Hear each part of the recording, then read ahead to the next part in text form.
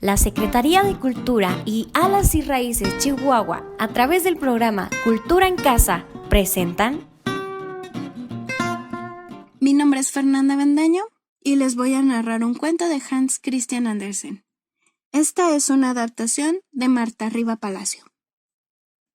En la China de las aves no verás nada tan maravilloso como el palacio del emperador.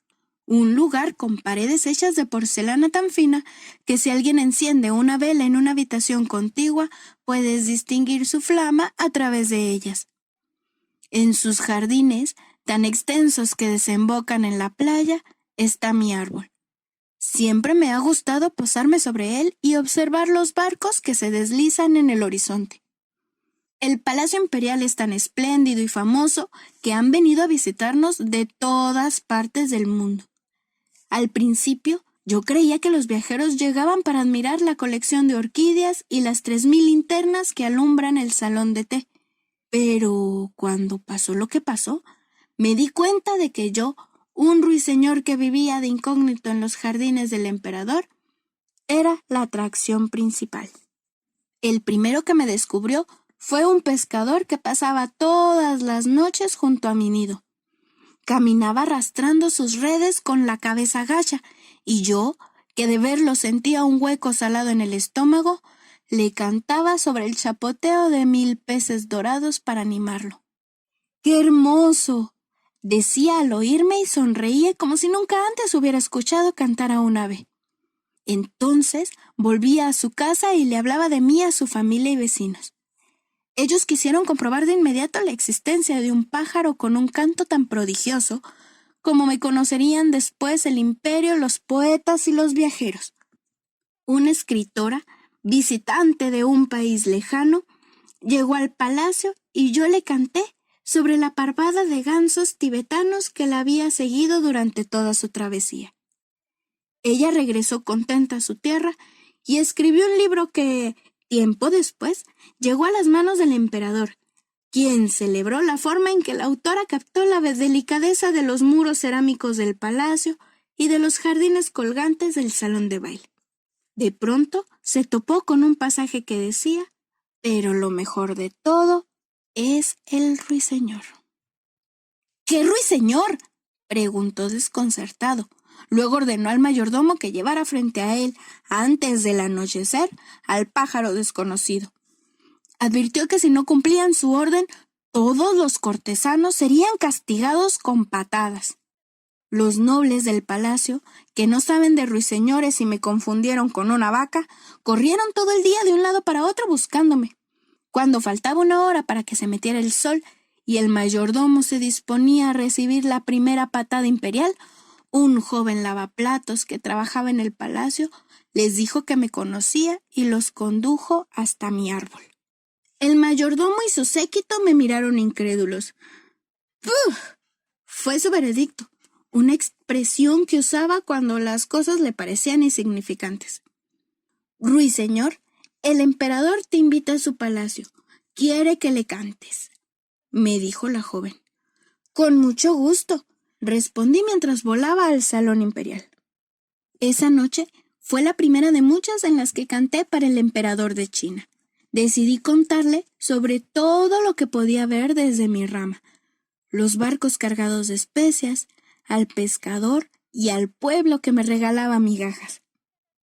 Cuando terminé, todos estaban conmovidos. En silencio, esperaron la reacción del emperador, quien, secándose una lágrima, aplaudió emocionado. Yo hice una reverencia disponiéndome a volar rumbo a mi árbol, pero el emperador me detuvo. «Pequeño cantor, es mi deseo que desde hoy tu morada sea este palacio, donde tendrás a tu disposición 10 sirvientes». Intenté explicarle que el árbol era mi hogar, pero no quiso escucharme. Entonces me volví la mascota imperial, con una percha de oro y todos los granos que quisiera comer a mi disposición, pero solo podía salir al jardín 2 veces al día y siempre acompañado del mayordomo, que sujetaba con 2 dedos un hilo de plata amarrado a una de mis patas. «Uf, uf, uf», decía el mayordomo ofendido con su nuevo cargo. Es muy difícil entonar canciones alegres en una jaula y, con el paso del tiempo, el emperador comenzó a aburrirse de mí. Tu canto hace que me den ganas de subir una rama y comer gusanos. ¡Qué indigno eres de mí, pequeño ruiseñor! ¡Ugh! Pequeño y sin gracia, mi señor, agregaba celoso el mayordomo imperial.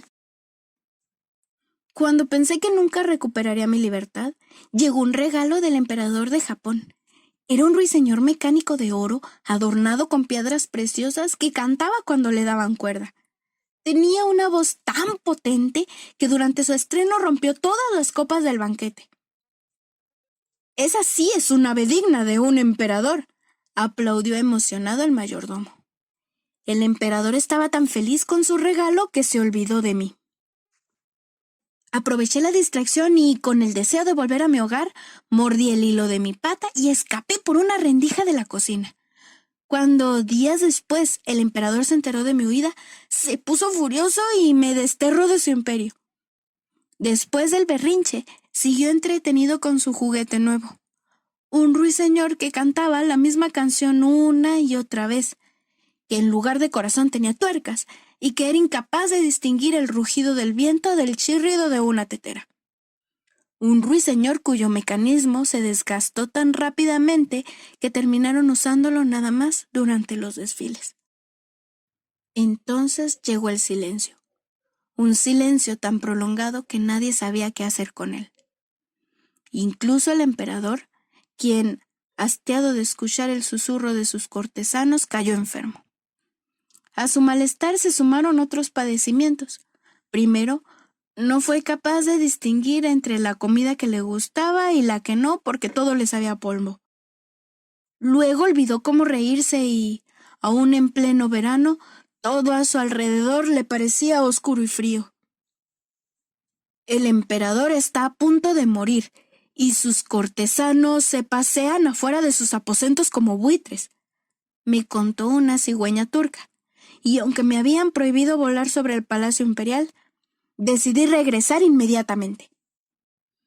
Esa noche, el emperador estaba en su cama acostado boca arriba.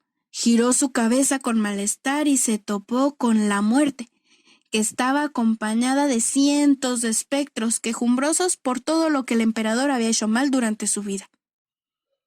La lista era tan larga que no había forma de lograr que se callaran.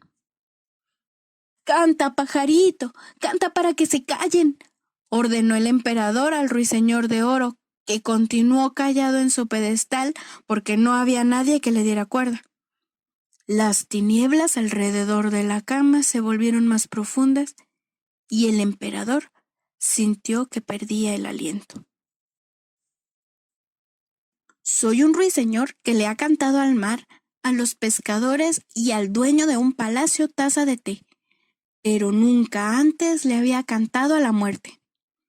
Sin pensarlo, decidí contarle de mi árbol, de la fruta que se pudre al final del verano, del miedo que sentí antes de salir de mi huevo y también del cardumen de peces devorando por una parvada de cormonares.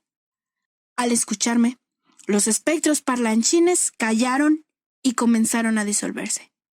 En la habitación solo quedamos el enfermo, yo y la muerte, que me miró como deseando llevarme al otro lado.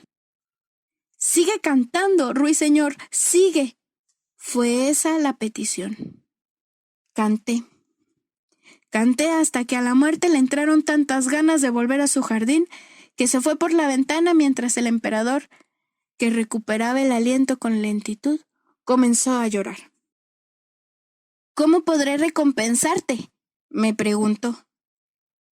«Déjame visitarte cuando se me ocurra. Prometo contarte lo que vea en mis viajes», respondí antes de que quisiera encerrarme de nuevo en su palacio.